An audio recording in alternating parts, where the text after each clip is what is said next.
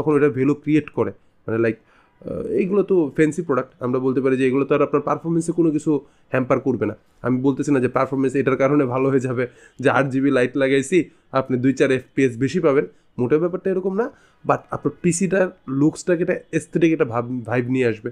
এবং আপনি যেহেতু মাদারবোর্ডে ARGB সিঙ্ক করা যায়, সো আপনি একটু চিন্তা করতে পারেন যখন ফুল পিসিটা আপনার ARGB করা আছে এবং আপনার সবগুলা ফ্যান কানেক্টেড, কোন লিকুইড কুলার অথবা আপনি কুলার যেটা ইউজ করতেছেন এটা কানেক্টেড, তো সবগুলো যখন সেম কালারে থাকবে অথবা সেম মোডে থাকবে, ডেফিনেটলি খুব সুন্দর একটা লুকস আপনি পাবেন, খুব প্রিমিয়াম একটা লুকস আপনি পাবেন, এটার ব্যাপারে গ্যারান্টেড।